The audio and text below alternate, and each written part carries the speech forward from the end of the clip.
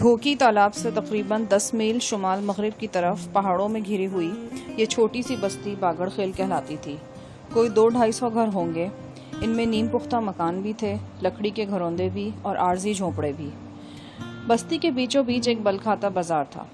جب ہم بستی پہنچے، سورج دور سرحد پار کے پہاڑوں میں اوجھل ہو رہا تھا۔ شام کی ٹہنی پر سردی کا پرندہ بس اترنے ہی والا تھا۔ بازار کی گہما گہمی ختم ہو چکی تھی۔ بس اکا دکا دکانوں کے سامنے کمبل پوش شکاری کونجوں کے پنجرے لیے ٹہل رہے تھے۔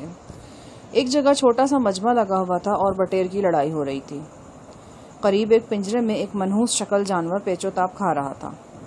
میرے پوچھنے پر غلام خان نے بتایا کہ یہ چرخ ہے۔ چرخ کی بدبو اور غلاظت کے بارے میں نے سن رکھا تھا۔ جیسا سنا تھا ویسا ہی پایا۔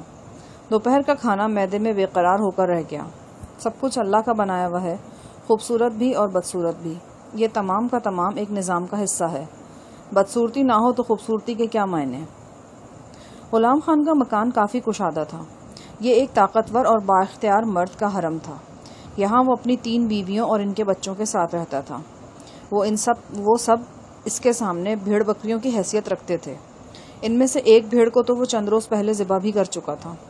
ایک مظلوم عورت کو بھیڑ کہتے ہوئے دل دکھتا ہے، لیکن اسے انسان بھی کس برتے پر کہا جا سکتا تھا؟ وہ جو سرتاپا محکومیت کے سانچے میں ڈھل چکی تھی، کہاں رہ گئی تھی انسانیت؟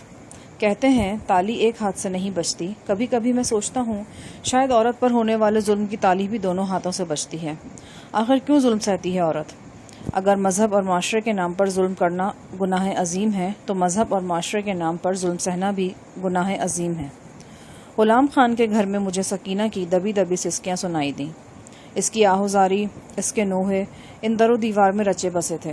مجھے لگا کہ میں کسی آصف زدہ گھر میں آ گیا ہوں۔ گھر کے مردانے میں غلام خان نے ہمیں ایک کشادہ کمرہ دیا تھا۔ اس میں فرشی بستر کے علاوہ انگیٹھی کی سہولت بھی موجود تھی۔ غلام خان کے مطالبے پر میں نے کل 6,000 روپیہ سے ادا کر دیا۔ رقم ہاتھ میں آتے ہی وہ گھر سے نکل گیا۔ انداز سے صاف ظاہر تھا کہ اسی کام سے گیا ہے جس میں 1,000 لگا کر کئی ہزار کا منافع ہاتھ آنا تھا۔ اب مجھے یقین ہو چلا تھا کہ سکینہ کا قتل بھی غلام خان کے اسی لالچ کا شاخسانہ تھا۔ وہ اس سودے میں غیر معمولی منافع حاصل کرنے کے لیے رقم جمع کر رہا تھا اور سکینہ بیچاری بے خبری میں اس کی راہ میں رکاوٹ بن گئی تھی۔ کاش غلام خان سے میری ملاقات کچھ عرصہ پہلے ہو جاتی۔ ممکن تھا سکینہ کے بچنے کا کوئی وسیلہ بن جاتا۔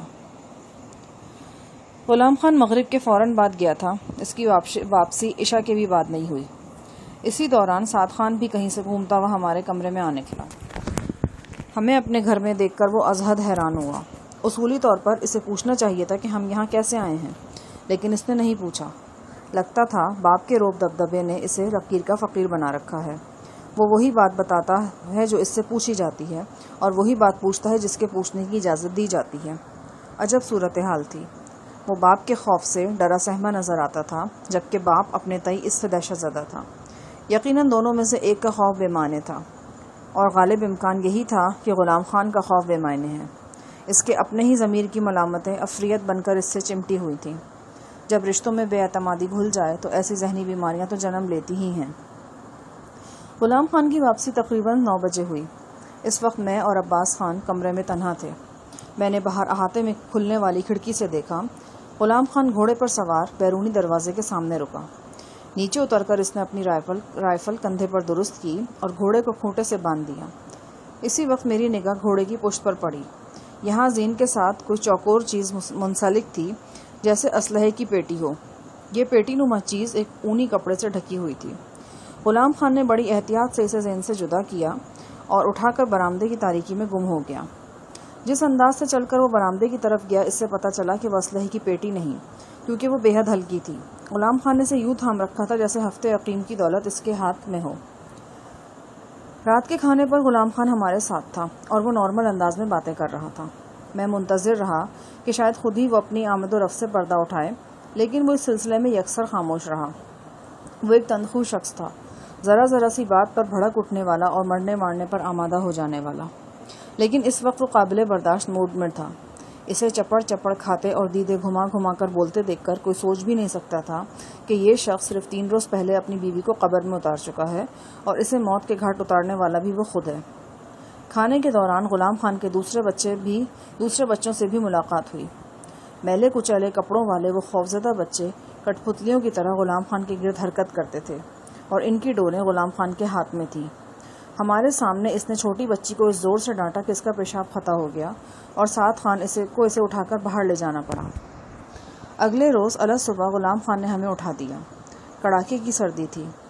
کھڑکی سے باہر سارے مناظر ایک ہی منظر میں چھپ گئے تھے اور یہ دھند کا منظر تھا۔ لکڑی کی تپائی پر چائے رس کا ناشتہ تیار رکھا تھا۔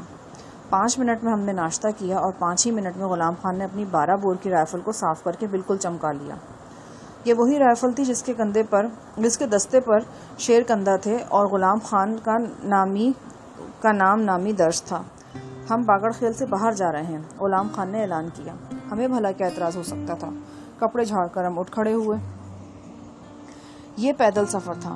غلام خان اور عباس نے کمبل کی بکل مار رکھی تھی، میں نے خود کو چرمی جیکٹ میں سمیٹا ہوا تھا۔ ہم تینوں مسلح تھے۔